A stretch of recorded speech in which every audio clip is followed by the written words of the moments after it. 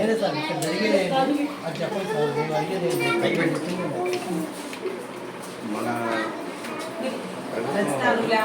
పిల్లలందరూ చక్కగా నాణ్యమైనటువంటి విద్యను అభ్యసించాలి అనేటువంటి ఉద్దేశంతో కొన్ని సంస్కరణలు చేపట్టడం జరిగింది. ఈ సంస్కరణలో భాగంగా మోడల్ ప్రైమరీ స్కూల్ అనేటువంటి వ్యవస్థను తీసుకురావడం అనేటువంటి జరిగింది. మోడల్ ప్రైమరీ స్కూల్స్ అనేటువంటివి రాష్ట్ర వ్యాప్తంగా కూడాను చాలా సక్సెస్ఫుల్గా రన్ అవుతూ చాలా ఎక్కువ సంఖ్యలో పేరెంట్స్ కూడాను పిల్లల్ని చేర్పిస్తూ ఈ సంవత్సరమే ప్రారంభించినప్పటికీ కూడా చాలా విప్లవాత్మకమైన విధంగా అడ్మిషన్స్ అనేటువంటివి జరిగాయి. ప్రతి మోడల్ స్కూల్లో కూడాను టీచర్స్ ఒక్కొక్క క్లాస్కి 5 క్లాసులకి 5 టీచర్స్ని కేటాయించి ప్రభుత్వం బదిలీలు కూడా చేపట్టి అది విజయవంతంగా కూడాను టీచర్స్ని ఏర్పాటు చేసింది ప్రతి మోడల్ స్కూల్లో. మనం కూడాను మన విసనపేట మండలంలో కొన్ని మోడల్ స్కూల్స్ చేశాము. విసనపేట టౌన్లోనే 2 మోడల్ స్కూల్స్ని ఏర్పాటు చేయడం జరిగింది. ఒకటి న్యూబీసీ కాలనీ విసనపేట, రెండోది విసనపేట మెయిన్ స్కూల్ అని చెప్పేసి అంటారు. ఇప్పుడు వచ్చేసరికి ఈ పేరెంట్స్ ఈ స్కూల్లో ఉన్నటువంటి పిల్లలు ఒకే గదిలో 36 మంది పిల్లలు సుమారు 1 నుంచి 5 తరగతులు చదువుతున్నటువంటి పరిస్థితి ఉన్నప్పుడు ఒక్కొక్క తరగతికి ఒక్కొక్క గదికి ఒక్కొక్క పాఠశాల బోధన చేయడానికి ఒక్కొక్క టీచర్ని ఇచ్చి పిల్లలు విద్య అనేటువంటిది చక్కగా నాణ్యమైనటువంటి విద్యను నేర్చుకోవాలి అనేటువంటి ఉద్దేశంతో గవర్నమెంట్ ఏర్పాటు చేస్తుంది.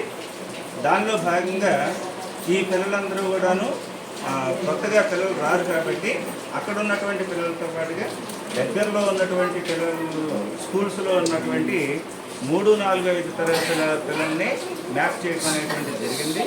ఏ ప్రాంతంలో కూడా పాఠశాలను ముయటం అనేటువంటిది జరగలేదు. ఏ ప్రాంతంలో అయినా సరే ప్రతి స్కూల్ కూడాను అలాగే ఉంచడం జరిగింది.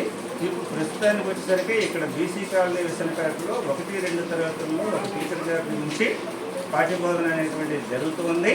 3, 4, 5 తరగతుల పిల్లలకి ఇక్కడ పేరెంట్స్కి 2 ఆప్షన్స్ ఉన్నాయి. దీనికి 1/2 కిలోమీటర్ దూరంలో న్యూబీసీ కాలనీ అనేటువంటి స్కూల్ ఉంది. అట్లానే 1 కిలోమీటర్ లోపు దూరంలో విసనపేట మెయిన్ స్కూల్ ఉంది. ఈ 2 మోడల్ స్కూల్స్. అక్కడ 2 చోట్ల కూడా తరగతి గదులు ఎక్కువగా ఉన్నాయి. టీచర్స్ అందుబాటులో ఎక్కువ మంది ఉన్నారు. 5 టీచర్స్ ఉండి క్లాస్కి ఒక టీచర్ విద్యాబోధన చేస్తున్నప్పుడు వచ్చేటువంటి విద్యా ప్రమాణాలు ఎక్కువగా ఉంటాయి అనేటువంటి ఉద్దేశంతో గవర్నమెంట్ ఏర్పాటు చేసింది. ఈ ఏర్పాటు చేయడానికి ముందు మా గౌరవ విద్యాశాఖ కమిషనర్ గారు, సెక్రటరీ గారు, విద్యాశాఖ మంత్రి గారు, గౌరవ శాసనసభ్యులందరికీ కూడా వివిధ స్థాయిల్లో సమావేశాలు ఏర్పాటు చేయడం, జిల్లా స్థాయిలో కలెక్టర్ గారి ఆధ్వర్యంలో ఆ జిల్లాలో ఉన్నటువంటి గౌరవ ఎమ్మెల్యేలకి, గౌరవ ప్రజాప్రతినిధులందరికీ కూడా అవగాహన కల్పించడం డిఈఓ గారి ఆధ్వర్యంలో, కలెక్టర్ గారి ఆధ్వర్యంలో జరిగింది.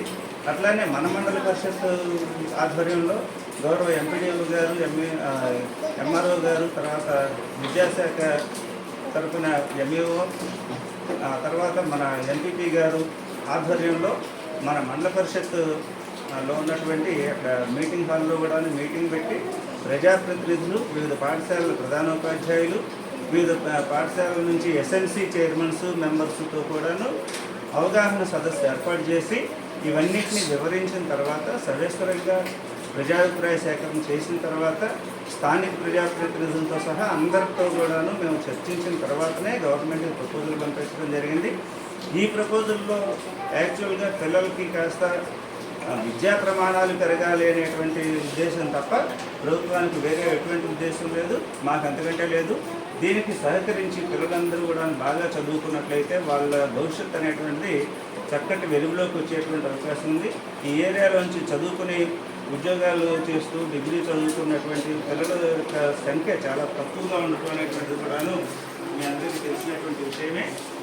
మరి అటువంటి వెనుకబడినటువంటి కాలనీల్లోంచి కూడాను ఎక్కువ మంది పిల్లలు బాగా చదువుకోవాలి, వాళ్ళకి నాణ్యమైన విద్య అందాలి. 5వ తరగతి అయిపోయింది అంటే అయిపోయింది, 10వ తరగతి అయిపోయింది అంటే అయిపోయింది అని కాకుండా వాళ్ళకి ఆ తరగతి సంబంధించినటువంటి నాణ్యమైనటువంటి విద్య అందాలి, ప్రమాణాలు పిల్లలు సాధించాలి, ఉన్నత విద్యాభ్యాసంలో వాళ్ళు వెనుకబడకూడదు అనేటువంటి కోరికతో ప్రభుత్వం కానీ మేము కానీ చాలా శ్రమించి చాలా అధ్యయనం చేసి సర్వే చేసి చేసినటువంటి ఏర్పాట్లు 1-2 సందర్భాల్లో చాలామంది పిల్లలు కూడా ఇక్కడ నుంచి అక్కడికి 2 పాఠశాలకి నేను చెప్పినటువంటి విష్ణుపేట బీసీ న్యూబీసీ కాలనీకి మెయిన్ పాఠశాలకి కూడా వెళ్ళడం జరిగింది.